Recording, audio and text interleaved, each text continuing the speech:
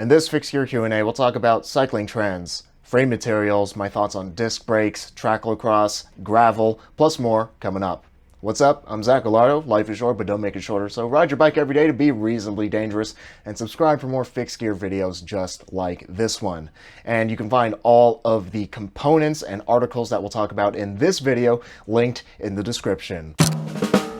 For steel bikes that weigh well under 20 pounds or 9 kilograms that you can customize to be your dream bike right out of the box, consider checking out Wabi Cycles linked at the top of the description. In terms of performance and feel, how perceptible are the differences in steel frames from one another? Say that you have the same mid to high tier components on something like the Kilo TT to a Soma Rush or the Wabis. Is it as noticeable as something like stiffer cranks? In my experience, yes, and I would even say that it's even more noticeable than something like stiffer cranks. I have ridden two different frame sets with the exact same components. These frame sets even have the exact same geometry. The only thing that was different between these two bikes was the type of steel they were made out of. The two bikes that I rode were the Wabi Classic and the Wabi Lightning. Even then, the difference in tubing between the Classic and the Lightning wasn't as huge as something like a entry-level or mid-tier 4130 chromoly bike versus a high-end steel tubing like Reynolds 725. The difference in tubing was between two high-end steel tubings, Reynolds 725 and Columbus Spirit, and this made a huge difference in ride quality. For my taste, I found that the Columbus Spirit on the Wabi Lightning was a touch too springy. It was really light though, but in my opinion, I think it could benefit from a touch more stiffness. And I actually prefer the ride quality of Wabi's around 725, even if it is a bit heavier, since the bike feels more planted and confident, at least in the 58 centimeter sizes that I rode. While the type of steel that a frame set is constructed out of is important and it does make a noticeable difference in ride quality, it's important to take a step back and look at all your options as complete packages, because you don't experience any single characteristic of a frame set in a vacuum. No frame set or bike component is going to be absolutely perfect. You need to define what's important for you in a frame set, what checks off the boxes on your list, and then go buy the frame set that you like the best. Thoughts about using a chromoly fork on an aluminum frame, and thoughts about using a road disc brake on the front. If we're talking about looks, then I think that if you do it right, a steel fork on an aluminum frame can look good, like on the Cannondale track. If you're using a steel fork though, that pushes your build into a more vintage aesthetic. That means round tubing will look good. If you have aero tubing on your aluminum frame, it's probably gonna look weird. And if we're talking about ride quality, it might ride slightly more smooth than an aluminum fork. As for disc brakes, I haven't been convinced on their benefits over standard rim brakes. When you think about it, rim brakes are disc brakes. They function exactly the same, except rim brakes have a much larger disc. Disc brakes are really trendy right now, but I'm not a fan of trends that change things for the sake of change. The question that I always ask for bike trains or fads like disc brakes or the increasing popularity of carbon is always, but why? Usually there isn't a compelling enough answer to that question to justify the change. What problems does it solve? What problems does it create? Is it better than what we already have? And you need to determine whether that trade-off is worth it.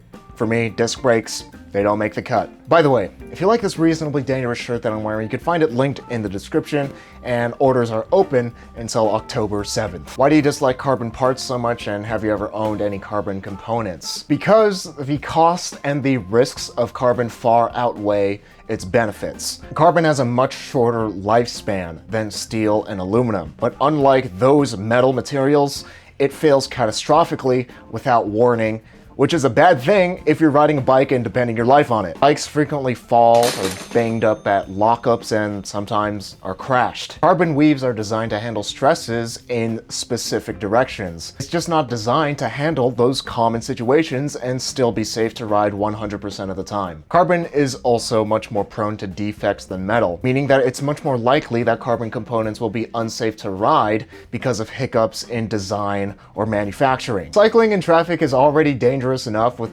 people on their phones driving with their knees and eating a burger. I don't need to make it more dangerous by questioning whether my fork is going to snap because I jumped off the curb or hit the pothole that I didn't see. I've never ridden carbon components on my own bikes because I dislike them so much, but I have ridden carbon forks on review bikes, and I honestly don't notice the weight or the ride quality difference enough to justify the added risk that it could fail catastrophically. I have one bike and I expect it to last a lifetime, so I don't ride carbon. Again, we need to ask, what problems does it solve? What problems does it create? Carbon is great because it's lighter. You can make it into exotic shapes that make it more aerodynamic, which will make you go faster. If performance is your #1 priority and you don't care what the cost is in terms of finance and safety, then carbon is for you. But if there's any bubbles or voids or dust that gets into the carbon weave during the manufacturing process, or if it's designed poorly, it has the potential of putting you in the hospital. That's a huge problem that I just can't overcome, and that's why I don't like carbon, and unless you're a high-tier racer, I don't think you should like carbon either. And before you comment, but I've been riding the same carbon bike for the past 69 years, and I've been doing jumps and riding down stairs and hitting it with a hammer in my spare time, and it still hasn't snapped or failed. My counter-argument to that is, just because it hasn't happened doesn't mean it can't and won't happen. What are your thoughts on the chainless bike? Is it fixed? From what I've gathered, this chainless bike isn't fixed. There's a single speed one and there's one with electronic shifting. So far, it is new technology. My thoughts on it, again, why? What problems does it solve? What problems does it create? Why this thing even exists, from what I've seen, is because a bunch of engineers had a cool idea that they thought was cool and they wanted to make it a thing. What problems does it solve?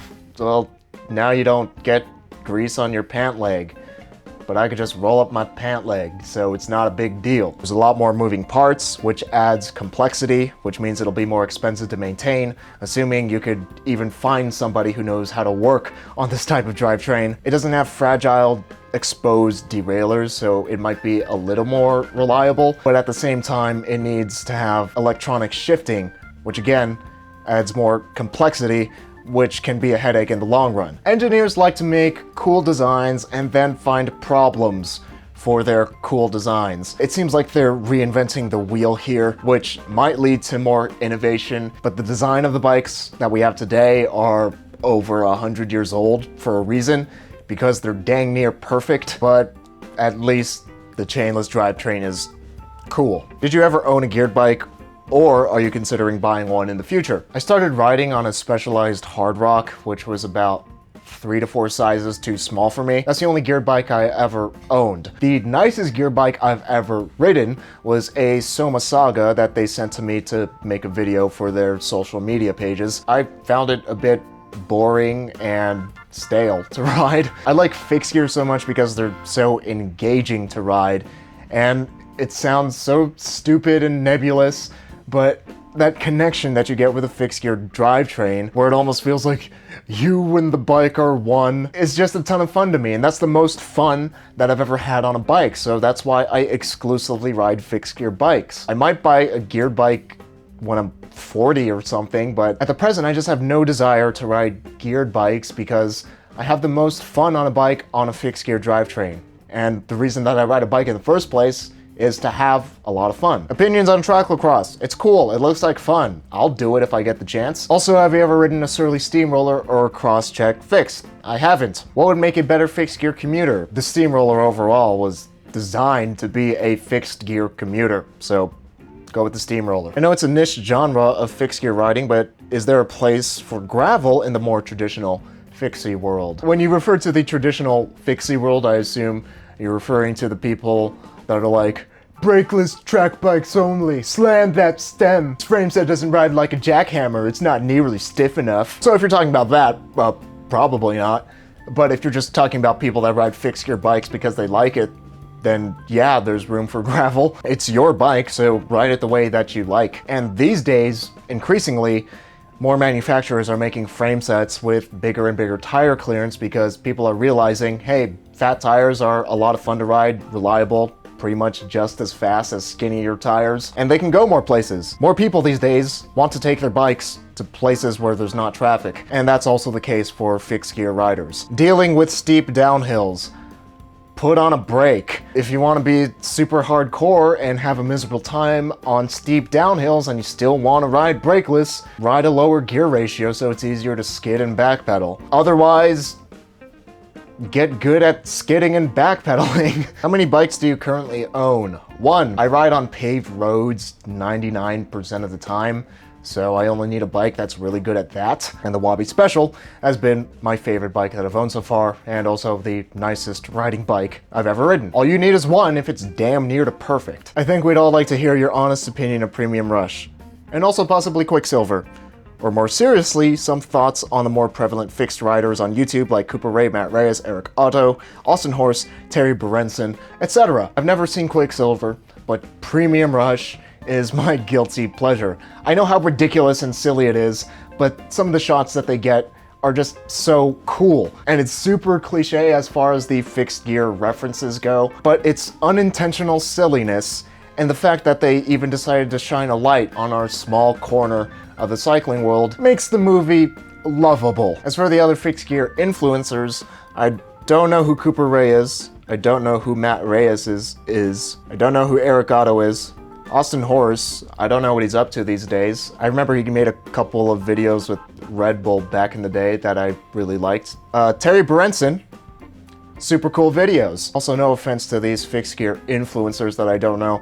It's just that I'm very focused on doing my own thing and making my own thing the best that it can be, so I don't spend too much time watching other people's cycling videos. That's it for this Fixed Gear Q&A. Be sure to keep an eye out for the YouTube post towards the end of each month where you can ask your fixed gear questions. Our channel sponsor, Wabi Cycles, is the epitome of what makes cycling fun. Every one of Wabi's design choices are meticulously made to give you the purest ride quality for the money. And Wabi executes those choices perfectly with master craftsmen right here in Taiwan and a friendly bike shop in Denver, Colorado that is eager to answer your questions and get you on a bike that you'll love. This amounts to efficient, elegant, and timeless bikes that you can get from a passionate group of fellow cyclists. Wabi's relentless attention to detail results in Wallace, my 58-centimeter Wabi Special, weighing in at 17.5 pounds or 7.97 kilograms straight out of the box. That's well under 20 pounds for a completely steel